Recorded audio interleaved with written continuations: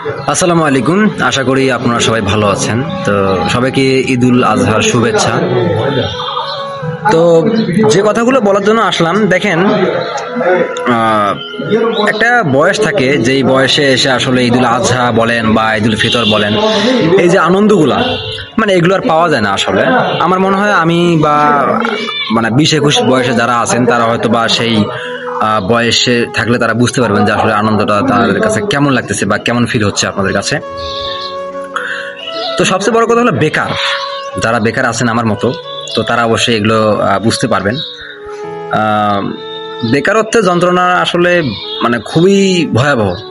তো একটু আগে আমাকে ফ্রেন্ড বললো যে তোমরা হলা মানে সিঙ্গেল বেকার, আমরা হলাম ডাবল বেকার। আমরা আছি অবিবাহিত বেকার আর ওরা আছে বিবাহিত বেকার। তো আসলে কেউ কিন্তু কারো অবস্থান থেকে ভালো নেই, মানে সবাই কিন্তু অসুখী আর কি, সবাই কিন্তু অসুখী অবস্থায় আছে। যে যে শ্রেণী পেশায় যে লোক আছে সবাই কিন্তু মানে কেউ সুখী নেই, সবাই তার অবস্থান থেকে দুঃখী আর কি। তো এখান থেকেই শুকরিয়া আদায় করে আমাদেরকে বাঁচতে হবে, এটাই নিয়ম আসলে। কষ্ট আসলে বলা ঠিক না, কষ্টের কথা মানে ভিতরে ভিতরে থাকলে ভিতরে ক্ষতিগ্রস্ত হবে, স্বাভাবিক। তো সর্বাবস্থায় কিন্তু আমাদের শুকরিয়া আদায় করতে হবে। এদের আনন্দ না থাকলেও আনন্দটাকে মানে করতে হবে, উদযাপন করতে হবে সবার সাথে মিলিয়ে, কাঁধে কাঁধ মিলিয়ে মানে করেন যে কাজগুলো করতে হবে। যেমন ঈদের অনেকগুলো কাজ থাকতে পারে, ঈদের নামাজ পড়ার পর গরু কোরবানি দেওয়া, যারা দিচ্ছেন তারা তো অবশ্যই আপনারা কোরবানি কাজগুলো করতেছেন অবশ্যই, কিন্তু আপনারা দেয়নি যদিও, এজন্য বসে আছি, আড্ডা মাড্ডা দিচ্ছি। তো আমি একটা ঈদগাহ মাঠের মধ্যেই আছি, এখানেই বসে বন্ধুরা আসলো, এখানে ওদের সাথে বসে একটু আড্ডা মাড্ডা দিলাম। তো দেখলাম সবার দুঃখ প্রায় সেম টু সেম, কেননা যেহেতু আমরা সেম বয়সেরই ছেলে আর কি। তো সবাই সবার না দুঃখ নিয়ে আছে আসলে, শুনলাম আসলে আসলে সবাই বেকার মানে থাকলে আসলে এটার কষ্টটা অনেক ভয়াবহ হয়, ঠিক আছে।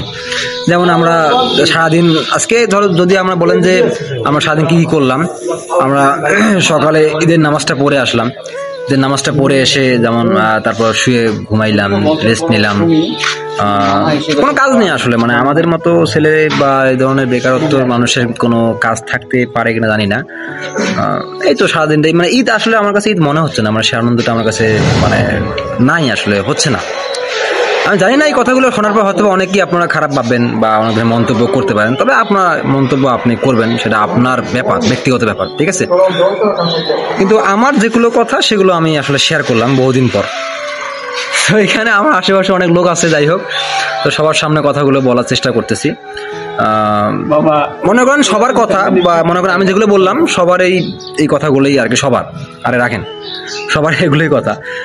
তো এর মাঝে কিন্তু দেখেন একটা বিষয় বলি, যতই দুঃখে থাকি না কেন, যখন আমরা মানে বন্ধুদের সাথে আড্ডা দেবো তখন কিন্তু এই সময়টা কিন্তু ওই আপনার দুঃখের কথা মনে থাকে না, মানে বন্ধুদের সাথে আড্ডা দিলে কিন্তু দুঃখটা ভালো মানে মনে থাকে না। হ্যাঁ, তো আমরা কিন্তু এখানে বন্ধুরা মিলে আসি, তো আপাতত দুঃখ মনে হচ্ছে না, ফিল হচ্ছে না, আমরা হেভি এনজয় করতেছি। কিন্তু যখন আমরা একজন এক এক জায়গায় যাব, হ্যাঁ, তখন কিন্তু আমরা একাকিত্ব পড়ে যাব, তখন মনে করো যে একা বিভিন্ন চিন্তা আসবে, মনে করেন একাকিত্ব থাকার চিন্তা ভাবনাতে, টাকা পয়সা নাই, কিভাবে থাকবো, আর সবচেয়ে বড় কথা দেখেন আমরা কেউ বিয়ে করিনি, কথা হলো এটা, আমি বেকার, তাহলে বিয়ে মানে বউকে দিবে বা মেয়েকে দিবে, তাই না? এটাও তো একটা প্রশ্ন। কথা বলতে দে, কথা হলো যে মেয়ে নিয়ে একটা কথা, মানে মেয়ের বাবারা যে কি যে মানে তারা ভাবে একটা বেকার ছেলেকে যদি একটা মানে তার মেয়েকে তুলে দেয়, তাহলে কিন্তু আল্লাহ তাআলা অবশ্যই একটা রিজিকের ব্যবস্থা করে দেবে। এই যে বিশ্বাসটা একটা মেয়ের বাপ করে না, তার কারণে আজকে আমরা অনেকগুলো বন্ধু আমরা এখানে বেকার, মানে বউ ছাড়া আর কি। বেকারত্ব আসলে কি দাম দেয় না, কথা হলো বাংলা কথা, সেটা হলো তুমি ছেলে তুমি টাকা কামাও, আর কোনো কথা নেই। তুমি ছেলে তুমি টাকা কামাও, তোমার টাকা নাই তো তোমার কিচ্ছু নাই, তুমি নিঃস্ব, তোমার ঈদও নাই, তোমার ঈদের কোনো আনন্দ নাই। তো সবশেষে যেটা বলবো যে আসলে ভাই বেকারত্ব অবস্থায় আসলে ঈদ আসলে কোনো আনন্দ মনে হয় না, এটা আপনারা ভালো করে খেয়াল করবেন।